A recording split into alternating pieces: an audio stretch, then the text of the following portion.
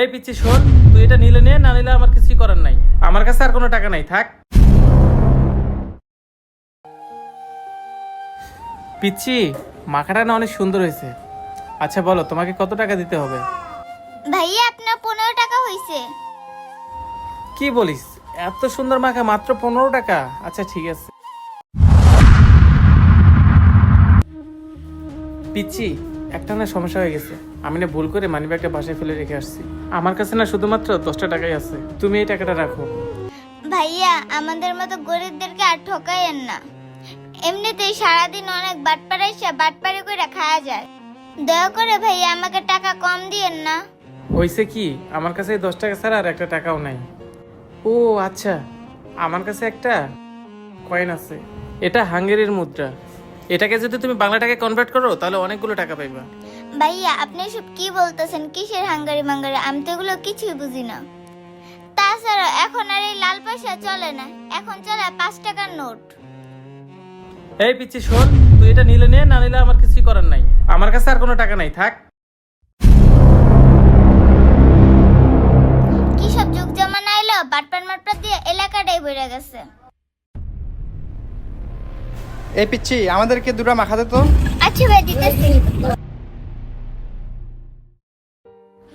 ভাইয়া দুজনকে জাম্বুরা গুলো শুকনা মরিচ আর কাসুন্দি দিয়ে ভালো করে মাখা করে দিই, যাতে মজা করে খাইতে পারে।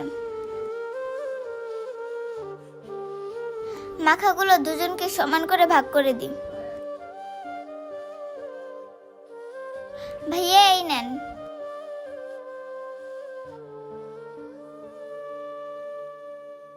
পিচ্ছি, মাখাটা অনেক ভালো হয়েছিল। আচ্ছা বল, তোর মাখার দাম কত হয়েছে? ভাইয়া আপনাদের 45 টাকা হয়েছে। ও আচ্ছা, 45 টাকা? এখানে 50 টাকা আছে।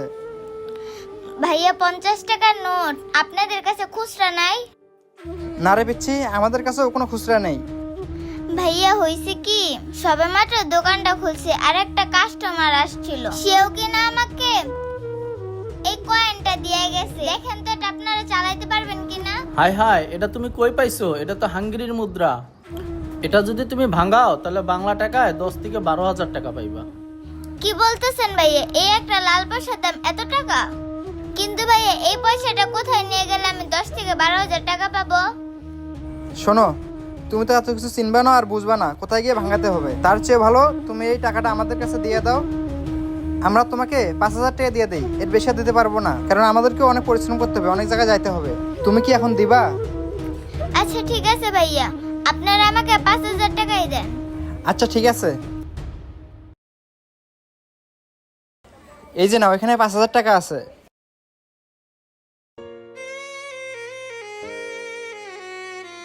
হে আল্লাহ, তোমার কাছে হাজার হাজার শুকরিয়া। তুমি আমাকে কোনো না কোনো ভাবে এতগুলো টাকার ব্যবস্থা করে দিছো। আমিন। এদেরকে দিয়ে যদি কোনো একটা কাজ ভালোভাবে হোক, জানি না ওরা কাজটা করতে পারলো কি না। কিরে সোহাগ, কিছুই তো বুঝলাম না। তোর আমরা বন্ধু লাগি, তোকে বললাম একটা টিপ দে, তুই টিপ দিলি না, বললি টাকা সেভিং করবি। সেভিংস করবি সেটা ভালো কথা, তুই কিনা একটা চকলেট ওই পিচ্চি মেয়েটাকে দিয়ে এসে আবার আমাদেরকে পাঠায় দিয়ে 5,000 টাকা দিয়ে নিয়ে আসালি। এটা কেমন কাজ? জীবন তো ঠিকই বলছে। ওই মেয়েটা কি তোর আত্মীয় স্বজন লাগে? মেয়েটাকে এমনি এমনি তুই 5,000 টাকা দিয়ে আসলি, আর আমরা চাইলে মুখের উপর না করে দিস। তোর কাছে কি ভাই ব্রাদারের থেকে মেয়েটাই বড় হয়ে গেল? আরে তোরা যা ভাবতেছিস সেটা না, তাহলে শোন।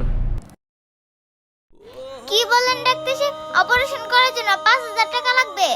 আচ্ছা ঠিক আছে ডাক্তার সাহেব, আপনি অপারেশন করা শুরু করেন, আমি টাকা জোগাড় করতেছি। হে আল্লাহ, এখন আমি এক বেলার ভিতরে এতগুলো টাকা কিভাবে ব্যবস্থা করব? তুমি একটা ব্যবস্থা করে দাও না।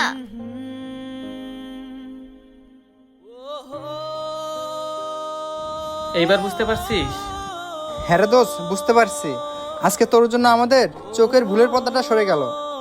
তবে দোষ, আজকে আমরা তোকে কথা দিলাম, আজকের পর থেকে আমরাও আজে বাজে জায়গায় টাকা না নষ্ট করে গরিব অসহায়দের পাশে দাঁড়াবো, তাদেরকেও সহযোগিতা করব। সত্যি বলতেছিস? তোরা গরিব অসহায়ের পাশে দাঁড়াবি? তোরা যদি গরিব অসহায়ের পাশে দাঁড়াস তাহলে সব থেকে বেশি খুশি হবে তোদের এই বন্ধু। ও আরেকটা কথা, তোরা তো আমাকে পার্টি দিতে বলছিলি, চল আমরা বড় পার্টি না দিয়ে ছোট মোটো একটা পার্টি দেই, 3 জন মিলে চা খাইতে পারি। কি বলিস তোরা? হ্যাঁ বন্ধু, তুই ঠিকই বলছস, চল আমরা গিয়ে চা খাই। চা খাওয়ানোর পরে যে টাকাটা বাঁচবে সেই টাকা দিয়ে ওই পিচ্চির মতো আরেকজনকে সাহায্য করব। চল তাহলে। আসসালামু আলাইকুম বন্ধুরা, আমাদের সাহায্য করার কৌশলটা যদি আপনার কাছে ভালো লেগে থাকে তাহলে অবশ্যই ভিডিওতে একটা লাইক দিবেন এবং ভিডিওটি শেয়ার করে সকলকে দেখার সুযোগ করে দিবেন। ধন্যবাদ সকলকে।